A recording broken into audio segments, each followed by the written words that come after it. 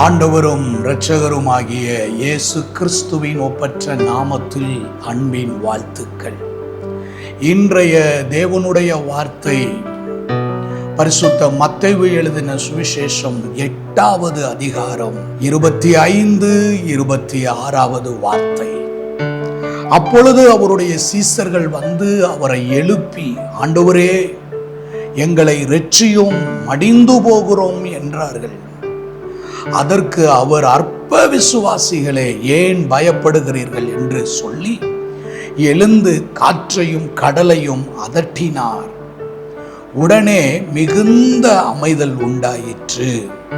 அப்போஸ்தலரின் நடபடிகள் 27வது அதிகாரத்திலே பவுலுடைய அந்த யாத்திரையிலே அவர்கள் மாட்டிக்கொண்ட பொழுது அந்த கொந்தளிப்புக்குள் 14 நாட்கள் சூரியனாவது சந்திரனாவது காண முடியாமல், உயிர் பிழைப்பதற்கான வாய்ப்புகள் ஒன்றுமில்லாமல் இருந்த பொழுது ஆண்டவருடைய வார்த்தை சொல்லுகிறது, 27வது அதிகாரத்தினுடைய கடைசி வார்த்தை, நாங்கள் இவ்விதமாக தப்பி கரை சேர்ந்தோம்.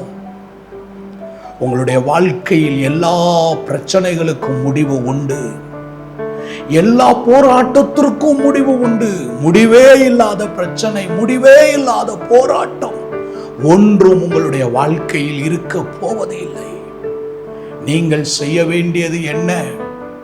பவுல் சொல்லுகிற வார்த்தையை நீங்கள் கவனித்து பாருங்கள்.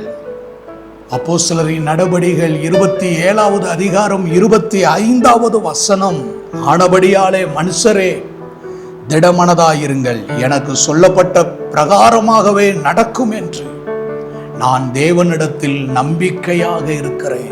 ஆண்டவருடைய வார்த்தையை கவனிச்சு பாருங்க. பவுல் சொல்ற வார்த்தையை கவனித்து பாருங்க.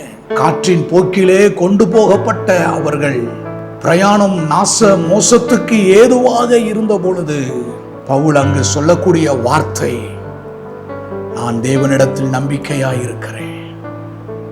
நீங்களும் சொல்லலாமே, நான் நம்புகிறது கர்த்தரால் வரும், நான் நம்புகிற, நான் விரும்புகிற, நான் எதிர்பார்க்கிற சுக வாழ்வு கர்த்தரால் வரும், கர்த்தரிடத்திலிருந்து வரும் என்று நீங்களும் நம்பிக்கையோடு காத்திருங்கள். நம்பிக்கையின் தேவன் சகலவித நன்மைகளை பெருக செய்கிற தேவன் உங்களை நிச்சயமாக கரை சேர்ப்பார். ஆண்டவருடைய வார்த்தை சொல்லுகிறது, அப்போஸ்தலரின் நடபடிகள் 27 கடைசி வார்த்தை, இவ்விதமாய் நாங்கள் எல்லாரும் தப்பி கரை சேர்ந்தோம், ஒருவராயிலும் மரிக்கவில்லை. இன்றைக்கு கர்த்தருடைய நாமத்தில் நான் உங்களுக்கு சொல்லக்கூடிய தேவனுடைய வார்த்தை, நீங்கள் கரை சேருவீர்கள். ஆண்டவர் உங்களை கரை சேர்த்து விடுவார். தேவ கரத்தில் நம்மை ஒப்பு கொடுத்து தேவன் சொல்லி இருக்கிற, வாக்குத்தத்தம் பண்ணி இருக்கிற தேவ வார்த்தைகளின் மேல் நாம் நம்பிக்கையோடு இருப்போம். அன்பின் நல்ல ஆண்டவரே, எங்கள் வாழ்க்கையில் புயல் அடித்தாலும், கொந்தளித்தாலும், பெரும் காற்றுகள் எங்கள் வாழ்வில் மோதினாலும், கர்த்தாவே, தேவனுடைய வார்த்தையின் மேல் நம்பிக்கையோடு இருக்கிறோம்.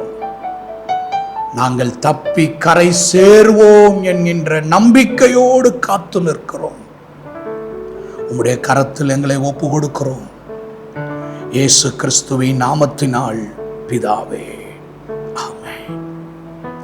கர்த்தர் நம்மை ஆசீர்வதிப்பாராக.